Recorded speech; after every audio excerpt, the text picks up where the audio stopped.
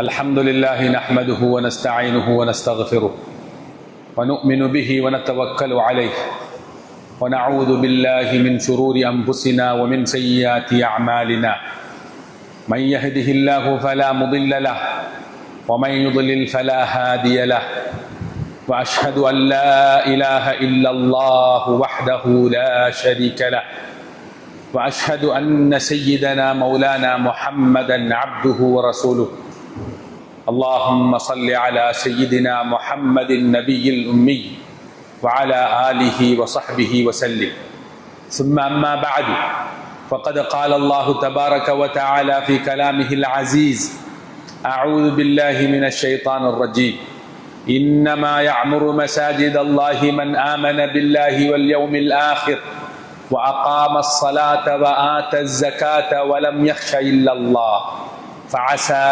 أولئك أن يكونوا من المهتدين صدق الله المولانا العظيم அளவற்ற அருளாளன் நிகரற்ற அன்புடையோன் ஏகநாயன் எல்லாம் வல்ல அல்லாஹ் சுப்ஹானஹு வ தஆலாவுக்கே சர்வ புகழும் புகழ்ச்சியும் அரசோச்சியும் உண்டாகட்டும். சத்திய தூதர் சன்மார்க்க போதகர் சாந்தி நபி சர்தார் து ஆலம் கரீம் முஹம்மது முஸ்தபா ஸல்லல்லாஹு அலைஹி வஸல்லம் அவர்கள் மீதும் அன்னாரின் ஆல் அஸ்ஹாபுகள் பரிசுத்த உறவினர்கள் அன்னவரை தொடர்ந்தவர்களை தொடர்ந்தோர் அனைவரும் மீதும் அல்லாஹ்வுடைய ஸலவாத்தும் சலாமும் உண்டாவதாக.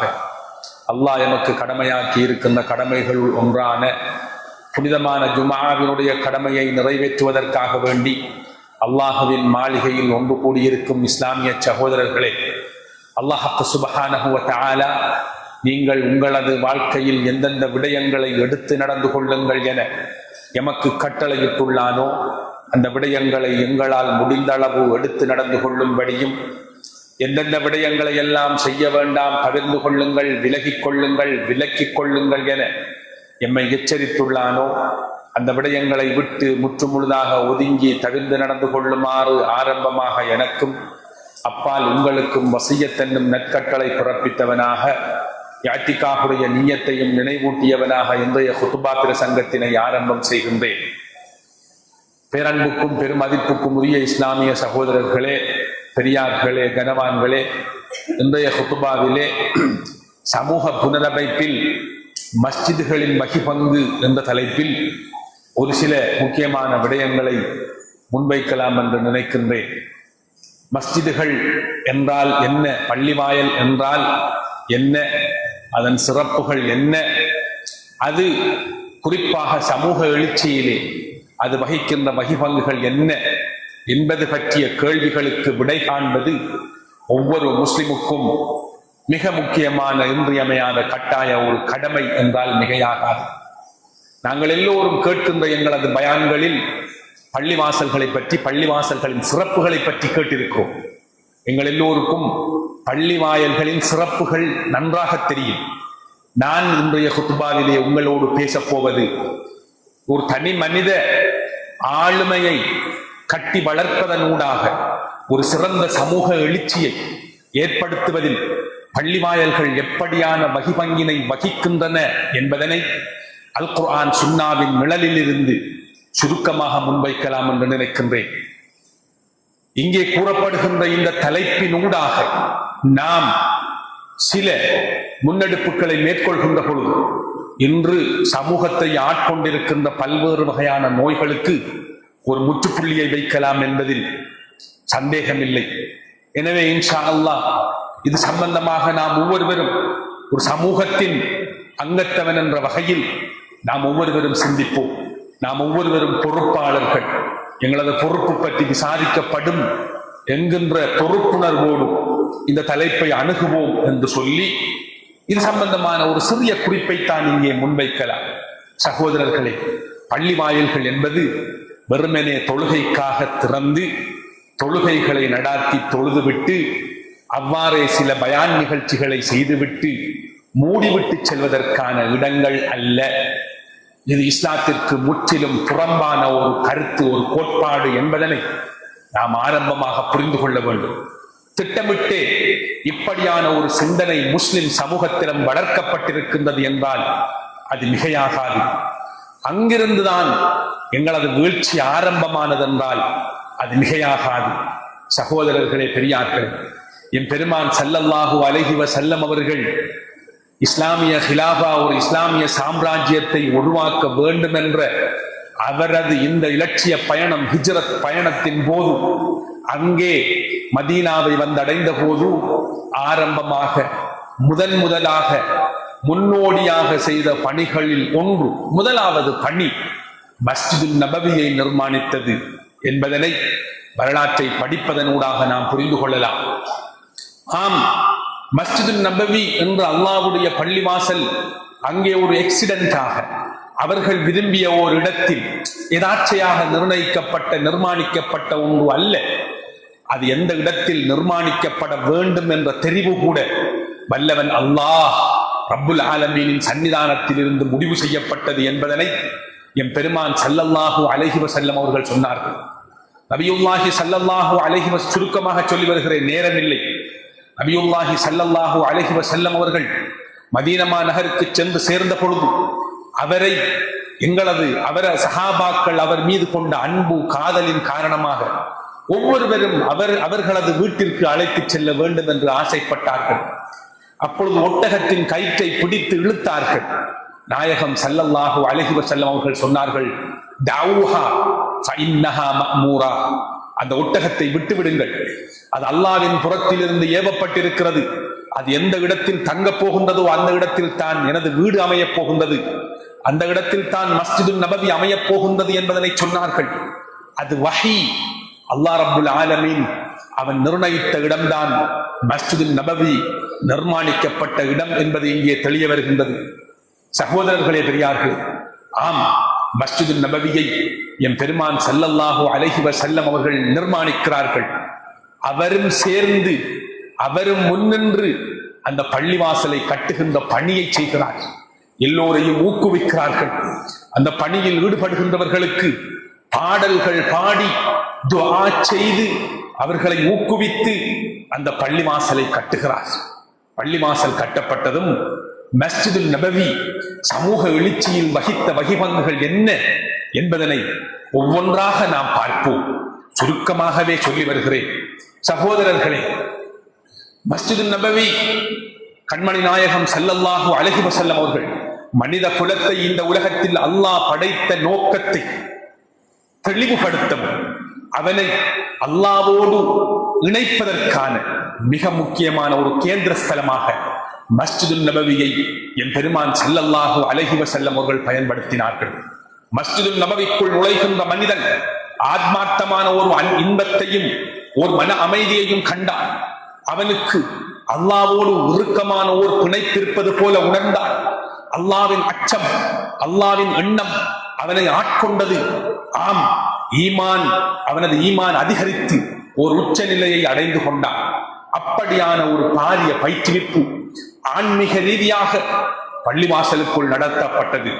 சகோதரர்கள், இது ஒவ்வொன்றையும் பல மணித்தியாலங்கள் விரிவாக்கி பேச வேண்டிய தேவை இருக்கிறது. ஒரு மனிதனது ஆன்மீக மேம்பாட்டில் பள்ளிவாயல்கள் எப்படியான திட்டமிடல்களோடு இயங்க வேண்டும் என்பதனை நாம் பல மணித்தியாலங்கள் பேச வேண்டும். அங்குள்ள இமாம்கள், அங்குள்ள முஅத்தின்கள், அங்குள்ள நிர்வாகிகள், ஜமாத்தார்கள் ஒவ்வொருவரும் எப்படி இருக்க வேண்டும் என்பது பற்றி நிறையவே பேச வேண்டும். அதற்கான அவகாசம் இல்லை, கடந்து செல்கிறேன். ஒரு சிந்தனைக்காக இந்த விடயங்களை உங்களுக்கு முன்வைத்து அடுத்த நகர்வு மஸ்ஜிதுன் நபவி சகோதரர்கள் சகோதர வாஞ்சையை முஸ்லிம்களுக்கு மத்தியில் ஏற்படுத்தி சமூக ஒற்றுமையை பலப்படுத்துகின்ற மிக முக்கியமான கேந்திர ஸ்தலமாக மஸ்ஜிதுன் நபவி இருந்தது. அற்புதமான ஓர் சமூக எழுச்சிக்கு, சமூக பலமான ஒரு சமூக கட்டமைப்புக்கு அது வழிவகுத்தது. சகோதரர்களே, அரசன், ஆண்டி, பணக்காரன், ஏழை, சமூக மட்டத்தில் எந்த நிலையில் இருக்கின்ற மனிதனையும் ஒரு அணியில் ஒரு இமாமுக்கு பின்னால் நிறுத்தி எல்லோரது இறைவனும் எல்லோரது ரப்பும் அல்லாஹ் என்கின்ற சிந்தனையை அவர்களது ஆழ் மனதிற்குள் ஆழமாக புகுத்தி, சகோதரர்களே, அங்கே ஒரு சகோதர வாஞ்சியை ஏற்படுத்தியது. அந்த மஸ்ஜிதுன் நபவிக்குள் நடைபெற்ற சம்பவங்கள், சில விடயங்களை நாம் சிந்திக்க வேண்டும். ஆம், எந்த அளவு அவர்களது அந்த பிணைப்பு இருந்ததென்றால் நபியுல்லாஹி ஸல்லல்லாஹு அலைஹி வஸல்லம் அவர்கள் அங்கே தொழுகைக்கு வருகின்றவர்களை கண்ணுறுவார்கள், கண்ணுற்று கேட்பார்கள். இந்த நபரை காணவில்லையே, ஹதீதுகளை நீங்கள் பாருங்கள், இந்த நபரை நான் பள்ளிவாசலில் 2-3 நாட்களாக காணவில்லையே, அவர் எங்கே என்று கேட்பார். அப்பொழுது சொல்லப்படும் அவர் நோயுற்றிருக்கிறார், சுகீனமாக இருக்கிறார் என்று சொன்னால் பள்ளிவாசலில் இருந்தே அவரை சேமம் விசாரிக்க சென்று, நோய் விசாரிக்க சென்று, அவருக்கு ஆறுதல் அளித்து அவரை தேற்றி, சகோதரர்களே அங்கே அந்த சகோதர பிணைப்பை பலப்படுத்துகிறார்கள். அப்படியான ஒரு மையமாக பள்ளிவாசல் இருந்தது. இது போன்ற பல உதாரணங்களை உங்களுக்கு நாம் அங்கே சொல்லலாம். ஆம் சகோதரர்களே, இன்று எங்கே எங்களது பள்ளிவாசல்கள்? பள்ளிவாசல்களுக்குள்ளேயே ஒருவர் மற்றவரை பார்த்து சலாம் சொல்லுகின்ற அந்த பண்பு கூட இன்று இல்லாமல் போய்விட்டது.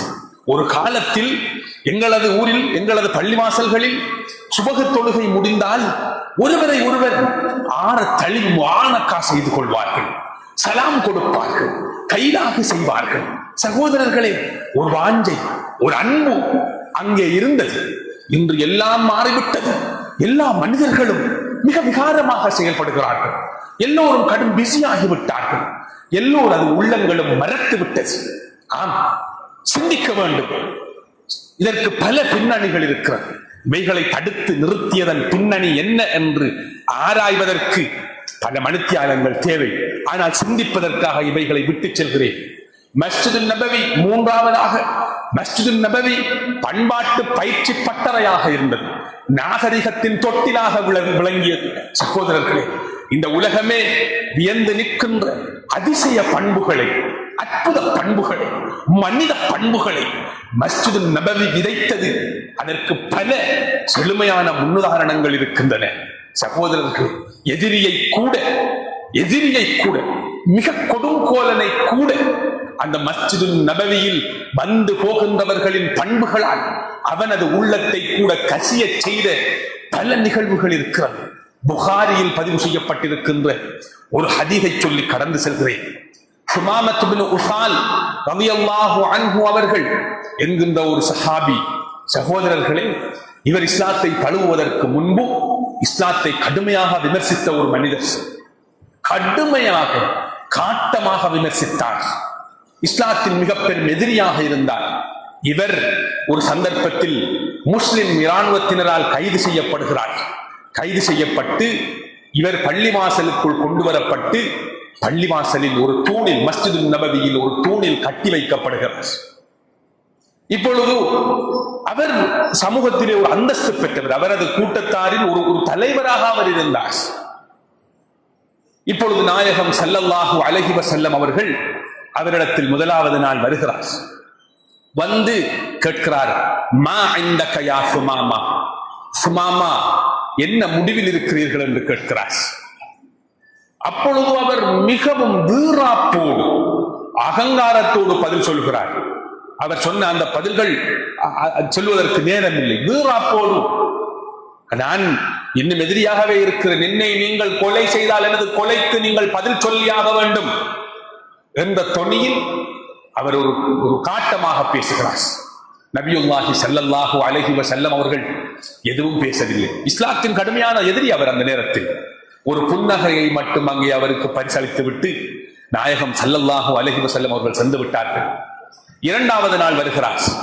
வந்து இதே கேள்வியை கேட்கிறார். மா இந்தக யா சுமாமா, சுமாமாவே என்ன முடிவில் இருக்கிறீர்கள், என்ன நினைக்கிறீர்கள்? அவர் அவ்வாறே சொல்லுகிறார்.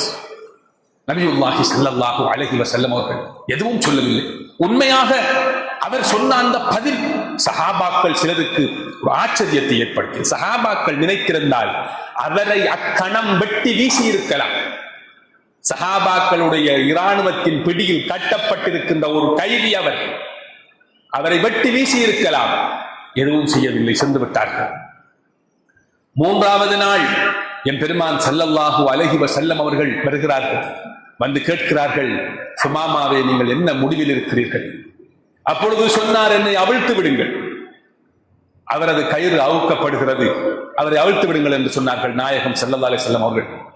அவரது கயிறு அவுக்கப்படுகிறது. அப்படியே பள்ளிவாசலின் பின்பக்கமாக ஒரு தோட்டத்திற்கு செல்கிறார். அந்த தோட்டத்தில் உள்ள ஒரு கிணற்றில் நீராடுகிறார்.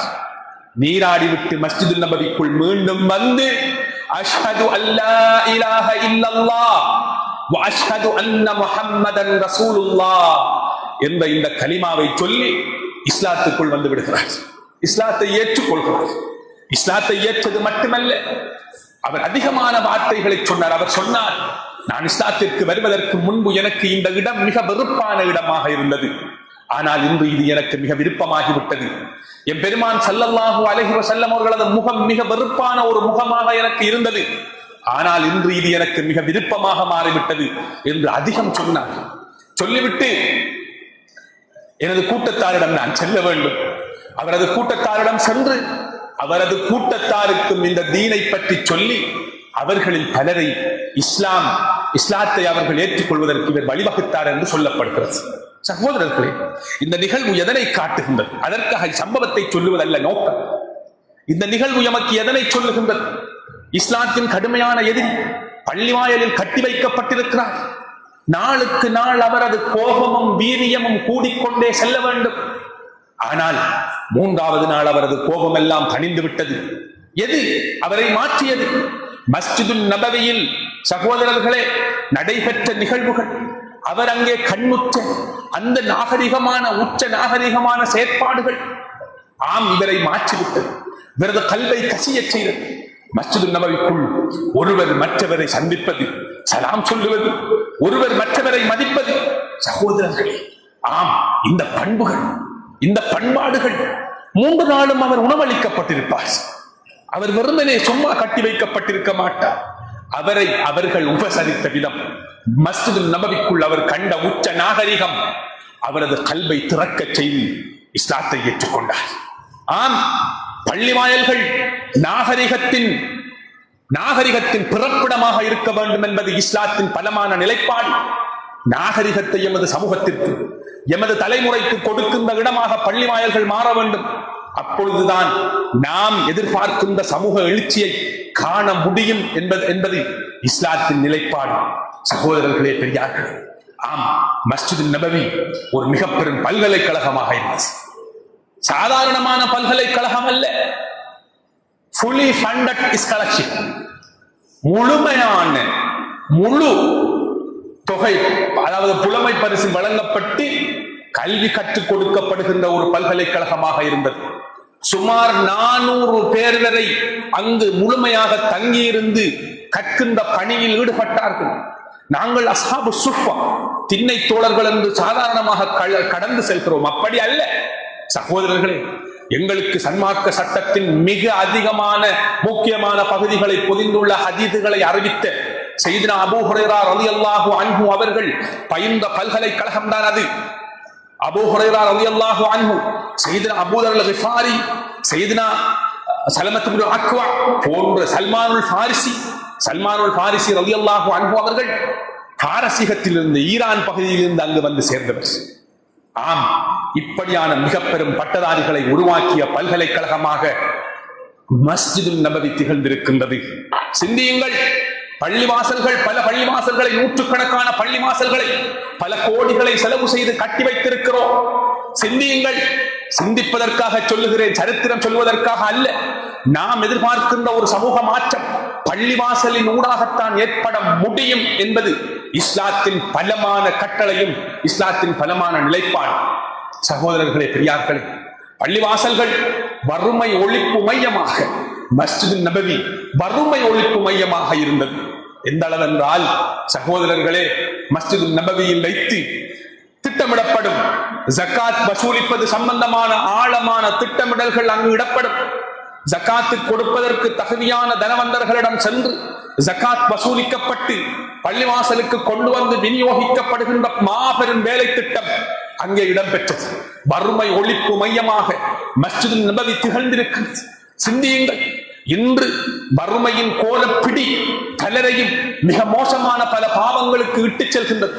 பாவங்களை பற்றி கரைக்கிறோம், பாவங்களை விமர்சிக்கிறோம், பாவங்களில் ஈடுபடுபவர்களை நாம் மிக பயங்கரமாக விமர்சிக்கிறோம். அதனை தடுப்பதற்கான முயற்சிகளை நாம் எந்த வகையில் செய்திருக்கிறோம்? பள்ளிவாசல்களின் பொறுப்புகளில் இருக்கிறோம். பள்ளிவாசல்களில் இருக்கின்ற நாம் பள்ளிவாசலுக்கு ஐவேளையும் வந்து தொழுகை நடாத்துகின்ற தொழுகின்ற நாம் எமது சமூகம் பற்றி எந்தாவது சிந்தித்திருக்கின்றோம்? சிந்தியுங்கள். நான் ஏற்கனவே சொன்னது போல விரிவாக பேசுவதற்கு பல விடயங்கள் இருக்கிறது. சகோதரர்களே, சிந்தியுங்கள். நாம் எல்லோரும் சிந்திக்க வேண்டும். ஆம், வறுமை ஒழிப்பு மையங்களாக இருந்தது. அவ்வாறே நீதிமன்றங்களாக பள்ளிவாசல்கள் இருந்திருக்கின்றன.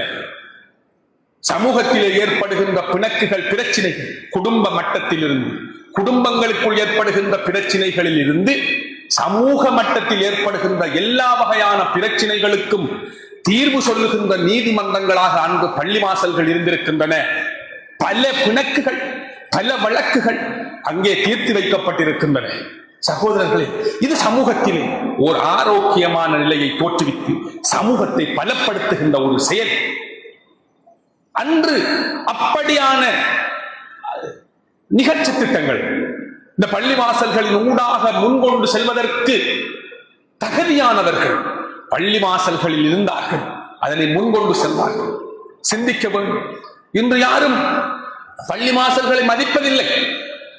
பள்ளிவாசல்களின் ஊடாக ஏதாவது ஒன்று சொல்லப்பட்டால் அதனை பெரிய அளவில் ஜனாசா அறிவித்தல் சொல்லுகின்ற இடமாகத்தான் பள்ளிவாசல்களை பலரும் பார்க்கிறார்கள். அப்படி அல்ல சகோதரர்கள்.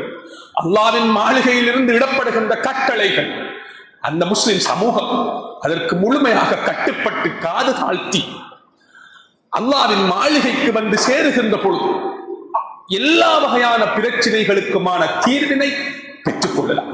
நாம் சிந்திக்க வேண்டும். மிக பெரும் அரசியல் விவகாரங்களில் பாரிய பங்களிப்பினை பள்ளிவாசல் மஸ்ஜிதுன் நபவி செய்திருக்கிறது. நபியுல்லாஹி ஸல்லல்லாஹு அலைஹி வஸல்லம் அவர்களது காலத்திலும் பிற்பட்ட குலபாக்களது காலத்திலும் ஏனைய தேசங்களுக்கும் நாடுகளுக்கும் ஏனைய மாநிலங்களுக்கும் சகோதரர்களை, ஆளுநர்களை, பொறுப்பாளர்களை, தலைவர்களை, அமீர்மார்களை நியமிப்பது சம்பந்தமான கலந்துரையாடல்கள் மஸ்ஜிதுன் நபவியில் நடைபெற்றிருக்கின்றது. அங்கு வைத்து அவர்களுக்கு ஆலோசனை வழிகாட்டல்கள் வழங்கப்பட்டிருக்கின்றது. அங்கிருந்துதான் அவர்கள் நியமிக்கப்பட்டு ஏனைய மாகாணங்களுக்கு, நாடுகளுக்கு, தேசங்களுக்கு அனுப்பப்பட்டிருக்கிறார்கள். ஏன் இன்று பள்ளிவாசல்களின் ஊடாக இது சிந்திக்கப்படக்கூடாது என்று கேட்கிறேன். சகோதரர்களே, எங்களது அரசியல் நிலை பற்றி நாங்கள் ஒவ்வொருவரும் மிக தீவிரமாக சிந்திக்க வேண்டும். பள்ளிவாசல்களில் அரசியல் பேசக்கூடாதென்ற எங்குமே எழுதப்படாத ஒரு சித்தாந்தத்தை, ஒரு கதையை யாரோ கதைத்துக் கொண்டிருக்கிறார்கள். அப்படி அல்ல. ஊர் கூடி ஒன்று கூடி பள்ளிவாசல்களில் தான் எங்களை ஆளுகின்ற தலைவர்கள் அடுத்தடுத்த தருணங்களில் தீர்மானிக்கப்பட வேண்டும். அது பற்றி சிந்தியுங்கள். யாரோ யாரோ எல்லாம் நினைத்தவர்கள் அரசியலுக்கு வந்து தலைவர்களாக முடியாது. அதனால் தான் சமூக மட்டத்தில் மிக பெரும் பிரச்சனைகளை நாம் எதிர்கொண்டு வருகிறோம். எங்களது ஊர் பள்ளிவாசலில் இருந்து தீர்மானிக்கட்டும் எங்களை ஆளப்போகின்ற தலைவர்களின் தகமைகள் என்ன, அவர் என்ன தகமையோடு வர வேண்டும், எப்படி இருக்க வேண்டும் என்று நாம் எல்லோரும் சேர்ந்து மசூரா செய்து தீர்மானித்து எங்களது தலைவர்களை தீர்மானிப்போம். அதுதான் சுன்னா. அப்படித்தான் நடந்திருக்கின்றது எமது வரலாற்று. சகோதரர்களே, சிந்தியுங்கள். மிக பெரும் கலை கலாசார நிகழ்வுகள் கூட மஸ்ஜிதுன் நபவியில் நடைபெற்றிருக்கின்றது. பள்ளிவாசல்களை மையப்படுத்திய பல கலாசார நிகழ்வுகள், பல போட்டி நிகழ்ச்சிகளை, கலை நிகழ்ச்சிகளை நடாத்தி எங்களது வாலிபர்களை, எங்களது சமூகத்தவர்களை ஒன்று சேர்க்கலாம். அதற்கான அழகான திட்டமிடல்கள், முன்மொழிவுகள் எம்மிடம் இருக்கின்றன. இதை பற்றி யார் சிந்திப்பது? சிந்திக்க வேண்டும். சிந்திப்பதன் ஊடாகத்தான் ஒரு சமூக மாற்றத்தை, இந்த சமூக எழுச்சியை கொண்டு வரலாம். சகோதரர்களே, பள்ளிவாசல்கள் எந்த அளவென்றால் வைத்தியசாலைகளாக, மருத்துவமனைகளாக பள்ளிவாசல்கள் அங்கு இயங்கி இருக்கின்றன.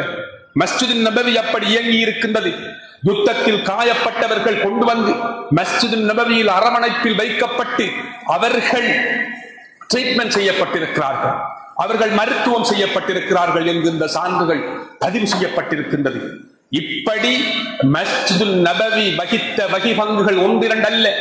அதனால் தான் சுமார் 10 ஆண்டுகளுக்குள் சகோதரர்களே, இந்த உலகமே வியக்கின்ற ஓர் உன்னதமான சமூகத்தை எம் பெருமான் ஸல்லல்லாஹு அலைஹி வஸல்லம் அவர்களால் உருவாக்க முடிந்தது. மதீனா நகரில் இருந்து விடுத்த அறைகூவல் உலகின் 8 திசைகளுக்கும் சென்று சேர்ந்தது. அங்கிருந்துதான் ஒட்டுமொத்த உலகத்திற்கும் இஸ்லாத்தின் தூது அனுப்பப்பட்டது. இஸ்லாம் வெற்றி கொண்டது. ஆம், அதற்கான மிக முக்கியமான பாராளுமன்றம் தான் மஸ்ஜிது நபவி என்பதனை நாம் புரிந்து கொள்ள வேண்டும். இது மஸ்ஜிது நபவிக்கு மட்டும் சொந்தமானதல்ல. ஒவ்வொரு பள்ளிவாயிலும் அல்லாஹ்வுடைய மாளிகையாக பார்க்கப்படுகின்ற, அல்லாஹ்வின் அருளும் ரஹ்மத்தும் இறங்குகின்ற ஒவ்வொரு பள்ளிவாயிலும் இந்த வகிபங்கினை வகிக்க வேண்டும் என்பதுதான் இஸ்லாத்தின் நிலைப்பாடு. சகோதரர்கள், நாம் சிந்திக்க வேண்டும். நாம் இன்று சிந்திக்க தவறிவிட்டோம். ஏனைய பல முஸ்லிம் நாடுகளில் இதற்கான அழகான முன்னுதாரணங்கள் இருக்கின்றன. மலேசியா போன்ற நாடுகளிலே, அந்த நாட்டிற்கு நீங்கள் சென்று பாருங்கள். அந்த நாடுகளிலே பள்ளிவாசல்களில் சிறுவர் பூங்காக்கள் இருக்கின்றன, நீச்சல் தடாகம் இருக்கின்றன, பள்ளிவாசலுக்கு சொந்தமான மைதானங்கள் இருக்கின்றன. பள்ளிவாசல்களில் நடாத்தப்படுகின்ற பல்வேறு வகையான கலை நிகழ்ச்சிகள் இஸ்லாமிய ஷரியாவின் வரையறைக்கு உட்படுத்தப்பட்டு அவர்கள் முறையாக நெறிப்படுத்தப்பட்டு நடாத்தப்படுகின்ற பல நிகழ்ச்சிகள் இருக்கின்றன. திருமண வைபவங்களை இஸ்லாம் சொல்லுகின்ற வகையில் கோலாகலமாக அழகாக நடாத்துவதற்கான அழகான மண்டபங்கள் பள்ளிவாசல்களில் இருக்கின்றன. வெளிநாடுகளில் இருந்து, மேற்கத்திய நாடுகள், மேற்குலகில் இருந்து வருகின்ற சுற்றுலா பயணிகள் சில வேளை அங்கே புத்திரஜாயா என்று ஒரு இடம் இருக்கின்றது. ஒரு மாபெரும் பள்ளிவாசல் அங்கு இருக்கின்றது. எந்த அளவென்றால் அவர்கள் அந்த பள்ளிவாசலுக்கு சென்று அந்த பள்ளிவாசலை பார்வையிட வேண்டும் என்று விரும்புவார்கள்.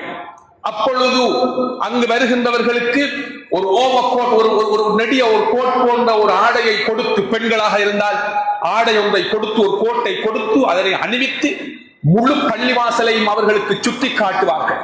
அந்த பள்ளிவாசலில் நடைபெறுகின்ற விடயங்கள் அவர்களது உள்ளங்களில் ஆழமான தாக்கத்தை செலுத்தும். இப்படி சொல்லுவதற்கு மலேசியா மட்டுமல்ல, துருக்கி போன்ற பல நாடுகளில் முன்னோடியான பல செயற்பாடுகளை செய்கிறார்கள். சகோதரர்களை, நாம் சிந்திக்க வேண்டும். எம்மிடம் நல்ல வளம் இருக்கின்றது.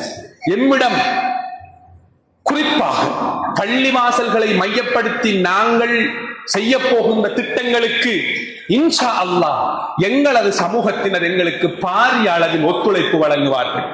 இதனை செய்வது யார், இதனை எப்படி செய்வது, இதனை எவ்வாறு அழகாக நெருப்படுத்தி செய்வது என்பது பற்றி சிந்திப்பதுதான் இன்று எமக்கு முன்னால் இருக்கின்ற ஒரு மிக பெரும் தேவை.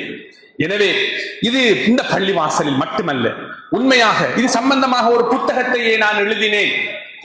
சகோதரர்களே, இந்த ஊர் தழுவிய ஒரு பெரும் விழிப்புணர்வை செய்ய வேண்டிய ஒரு தேவை இருக்கிறது.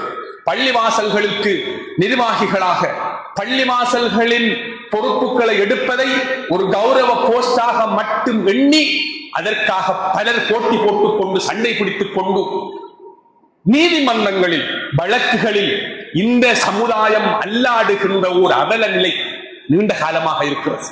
இந்த நிலை மாற்றப்பட வேண்டும். பள்ளிவாசலுக்கு வருகின்ற ஒவ்வொருவனும் அல்லாஹ்வுடைய பள்ளிவாசலுக்கு சேவகம் செய்வதற்கு எனக்கு ஒரு சந்தர்ப்பத்தை தந்திருக்கிறான், அல்லாஹ் இந்த சமூகத்திற்கு சேவை செய்வதற்கு ஒரு சந்தர்ப்பத்தை தந்திருக்கின்றான் என்கின்ற எண்ணம் ஒவ்வொருவருக்கும் வர வேண்டும். அவர்கள் வந்து தன்னை அர்ப்பணிக்க வேண்டும். உதாரணமாக பள்ளிவாசல் இருக்கின்றது. நான் ஏற்கனவே சொன்னேன், இந்த பள்ளிவாசல் வறுமை ஒழிப்பு மையமாக இருந்தது, துயர் துடைப்பு மையமாக இருந்தது என்று. ஆம், அதனை எப்படி செய்யலாம்? எங்களது இந்த பள்ளிவாசல் மஹல்லாவிலே எத்தனை குடும்பங்கள் இருக்கின்றன, இதில் எத்தனை மாணவர்கள், கல்வி பயிலக்கூடிய மாணவர்கள் எத்தனை பேர் இருக்கிறார்கள், கல்வியை இடைநிறுத்திய மாணவர்கள் எத்தனை பேர் இருக்கிறார்கள், அவர்கள் இடைநிறுத்தியதற்கான காரணங்கள் என்ன, கல்வியை முடித்துவிட்டு உயர்கல்வி சம்பந்தமாக சிந்திக்கின்றவர்கள் எத்தனை பேர் இருக்கிறார்கள், ஆம், தொழில் இல்லாமல் எத்தனை பேர் இருக்கிறார்கள், அதே போன்று சிங்கிள் மதர்ஸ், விவாகரத்து செய்யப்பட்டவர்களாக எத்தனை பெண்கள் இருக்கிறார்கள், வாழ வேண்டிய பெண்கள் எத்தனை பேர் இருக்கின்றார்கள் என்கின்ற தகவல்கள் பள்ளிவாசல்களால் முறையாக திரட்டப்பட்டு ஒழுங்குபடுத்தப்பட்டு இவர்களை ஊக்குவிப்பதற்கு, இவர்களை பலப்படுத்துவதற்கான ஒரு நிகழ்ச்சி திட்டத்தை அழகாக செய்யலாம். ஒவ்வொரு ஜும்மா பள்ளிவாசலும் இது பற்றி சிந்திக்கின்ற பொழுதும் அது ஒரு பெரிய விடயமே அல்ல, அழகாக சாதாரணமாக செய்யலாம். அதற்கு உதவி செய்வதற்கு பல தனவந்தர்கள் இருக்கிறார்கள். எங்களது ஊரில் கோடிகளை கொட்டி கொடுக்கின்றவர்கள் இருக்கிறார்கள். தனிப்பட்ட நபர்களுக்கும் தனிப்பட்ட நிறுவனங்களும் அவர்கள் விரும்பியது போன்று அவர்கள் விரும்பியவர்களுக்கு செலவு செய்து கொண்டிருக்கிறார்கள். இந்த நிதிகள் எல்லாம் முறையாக ஒரு கிடைக்குள் திரட்டப்பட்டு அது ஊர்மயப்படுத்தப்பட்டு செய்யப்படுகின்ற பொழுது பாரிய ஒரு வெற்றியையும் எழுச்சியையும் நாம் காணலாம் என்பதில் எந்த விதமான மாற்று கருத்தும் இல்லை. இதனை பேசுவது யார், இதனை சிந்திப்பது யார்? யாராவது இது பற்றி அழுத்தி பேசினால் அவனை ஓரங்கட்டி ஒதுக்கி விடுகிறார்கள், தூக்கி வீசி விடுகிறார்கள். அவன் குழப்பவாதி, குதர்க்கவாதி என்று சொல்லுகிறார்கள். சத்தியத்தை பேச முடியாது. ஆனால் நாங்கள் அமரப்போவதில்லை. சத்தியத்தை சொல்லியே ஆக வேண்டும், சத்தியத்தை பேசியே ஆக வேண்டும். இது பற்றி அல்லாஹ் எங்களிடம் விசாரிப்பான். எனவே நாம் சிந்திக்க வேண்டும் சகோதரர்கள். இவ்வாறு ஒவ்வொரு அம்சங்களிலும் எங்களது பகுதிகளில் எத்தனையோ நாள்பட்ட நோயாளிகள் இருக்கிறார்கள். அதாவது பராமரிக்கப்படுவதற்கு கஷ்டமான சூழ்நிலையில், யாருமே இல்லாத சூழ்நிலையில் பலர் இருக்கிறார்கள். இவர்கள் பற்றிய கணக்குகளை நாம் எடுக்கின்ற பொழுது, நாம் ஒரு ஜமாஅத்தாக, ஒரு பள்ளி வாசலாக நாம் சிந்திக்கின்ற பொழுது ஒரு சிறிய அளவேனும் அவர்களுக்கு ஆறுதலை ஏற்படுத்தலாம். ஆக குறைந்தது அவர்களை சேமம் விசாரித்து அவர்களை ஆறுதல் படுத்தலாம். ஒவ்வொரு பள்ளி மஹல்லாவிலும் எத்தனையோ ரிசோர்ஸ் பர்சன் வளங்கள் இருக்கிறார்கள். சகோதரர்களே, எங்களது ஊரிலே குறிப்பாக பென்ஷன், அதாவது ரிட்டையர்டான எத்தனையோ வளங்கள், ஓய்வூதிய நிலைக்கு சென்றுவிட்ட எத்தனையோ வளங்கள் இருக்கிறார்கள். அவர்களுக்கு மாறும் சமூக அக்கறையில் ஈடுபட அவர்களுக்கு விருப்பம். ஆனால் அவர்கள் சமூகத்தினரால் கைவிடப்பட்டு விட்டார்கள். அவர்கள் பயன்படுத்தப்படவில்லை. ஆம், ஒவ்வொரு மஹல்லாவிலும், ஒவ்வொரு ஜும்மா பள்ளிவாசல் மஹல்லாவிலும் இருக்கின்ற அந்த வளங்கள் என்ன? உள்நாட்டில் எத்தனை பேர் இருக்கிறார்கள், வெளிநாட்டில் எத்தனை பேர் இருக்கிறார்கள், எல்லாம் கம்ப்யூட்டரைஸ் பண்ணப்பட வேண்டும் சகோதரர்களே. முறையாக அவர்கள் அணுகப்படுகின்ற பொழுது காத்திரமான அவர்களது பங்களிப்பை செய்வார்கள். இப்படி பள்ளிவாசல்கள், எங்களது ஊரில் உள்ள ஜும்மா பள்ளிவாசல்கள் எல்லாம் ஒன்று சேர்ந்து சிந்திக்கின்ற பொழுது ஒரு பாரிய சமூக எழுச்சியை செய்யலாம் என்பதுதான் நான் இந்த குத்துபாவின் ஊடாக உங்களுக்கு சொல்லுகின்ற செய்தி. இது சம்பந்தமாக நான் ஏற்கனவே சொன்ன ஒவ்வொரு விடயத்தையும் விரித்து பல மணித்தியாலங்கள் பேசி விளங்கப்படுத்த வேண்டிய தேவை இருக்கிறது.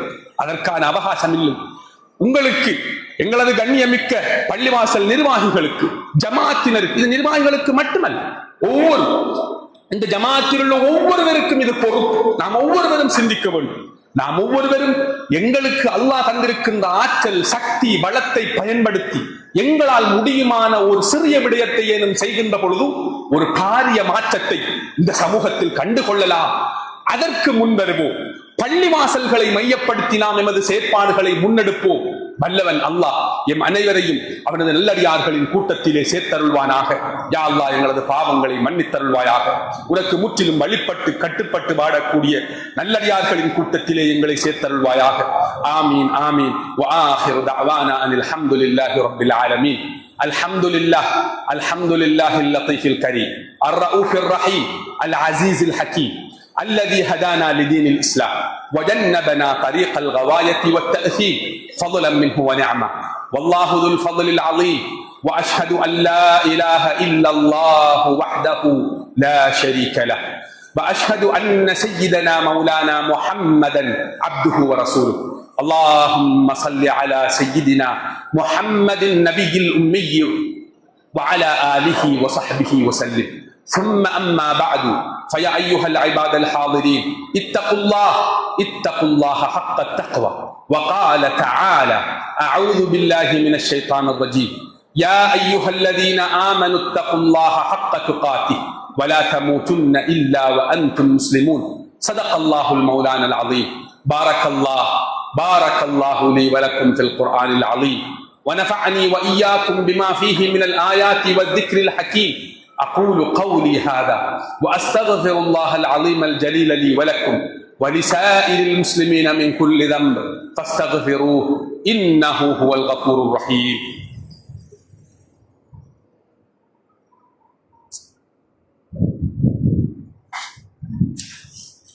الحمد لله على إحسانه والشكر له على توفيقه وامتنانه. وأشهد أن لا إله إلا الله وحده لا شريك له.